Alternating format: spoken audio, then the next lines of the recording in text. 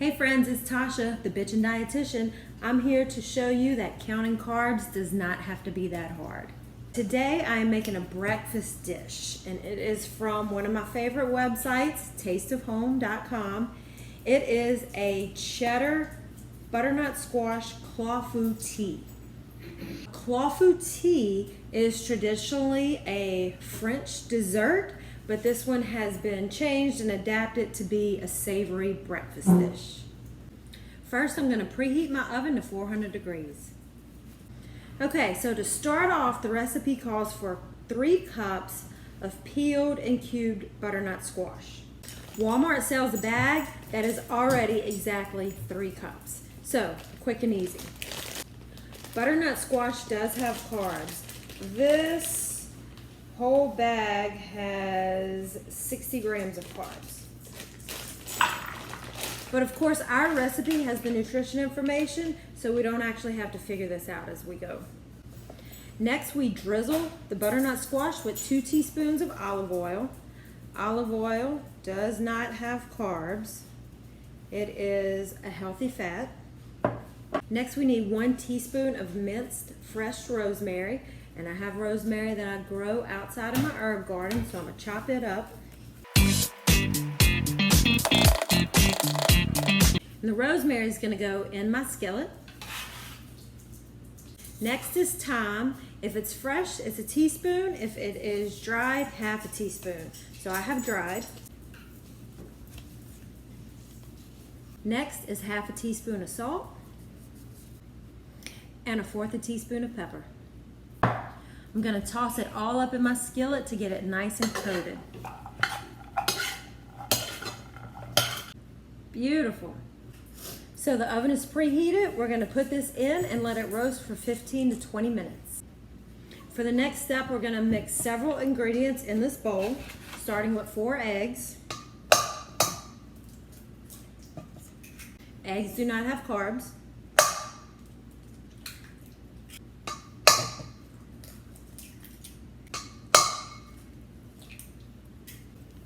A 1.5 cups of milk. Milk does have carbs. 1 cup of milk has 12 grams of carbs. So a 1.5 cups of milk will have 18 grams of carbs. 1/2 cup of flour, which has 46 grams of carbs. And 1/4 teaspoon of cayenne pepper. So this doesn't have carbs, neither do the spices that we used earlier, and neither does the olive oil that we used earlier. All right, now we're going to whisk it all together.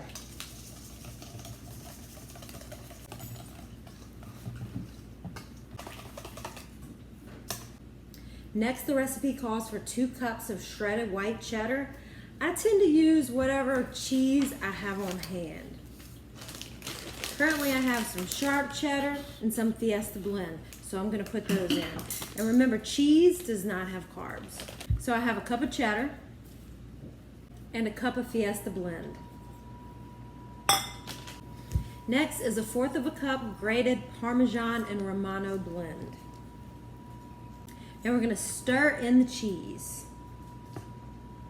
And it makes it kind of thick.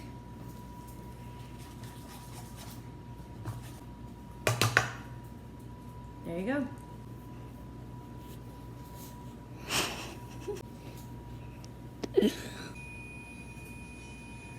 All right, the butternut squash is ready. Time to get it out of the oven.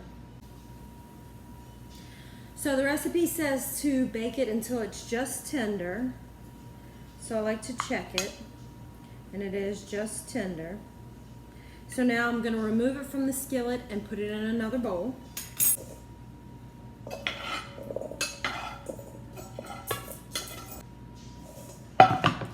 And I'm going to keep this warm. In the same skillet, I'm going to put a tablespoon of butter. I'm going to put it back in the oven and let it melt. And I'm going to take the pan out and tilt it around to spread it all around evenly. Actually, it's kind of melting in here a little bit on its own. It only needs to be in there about a minute or 2 to melt. All right, so my butter is all melted. And remember, butter does not have carbs. It's a saturated fat, so it raises your cholesterol, but it does not have carbs. Now I'm going to pour my egg mixture in.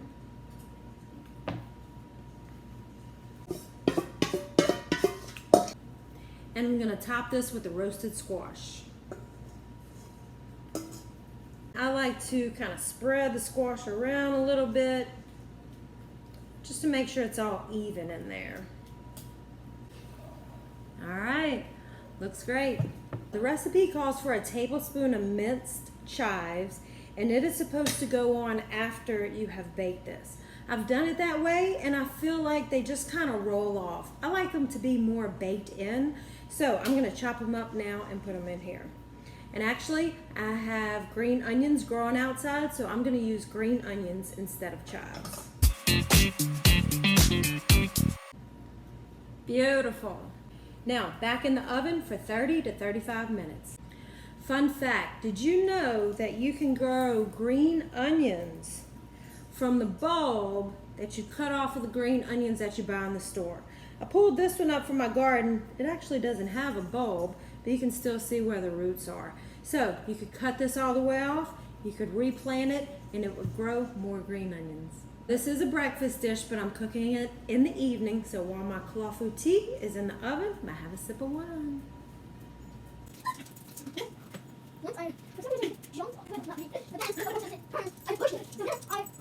Okay, so my clafoutis is out of the oven. It is looking good. The edges are nice and brown, so it is all done. Remember, this recipe is from tasteofhome.com, and the nutrition information is on the website. 1/6 of this has 22 grams of carbs. So I've made this several times, and 1/6 of it doesn't really fill me up for a meal. So if I cut it into 6 pieces and I eat 1 piece, I usually have some fruit or something to go with it. Of course, fruit has carbs. Another option is you could cut it into 4 pieces. If you cut it into 4 servings, each piece has 33 grams of carbs. Remember to check with your diabetes educator to find out how many carbs you should be eating per meal and snack. Once you take it out of the oven, you need to let it stand for 15 minutes, and then you can cut it and serve it. Okay, now it's time for the ultimate test. Let's see what Petey thinks. Okay, Pete, you ready to taste it? Yeah, and apparently I can talk now. I know, right? That's crazy. Here we go. How do you do this? Oh yeah, he gobbled it right up. All right, it's official. Petey loves it, and I hope you do too. See you next time.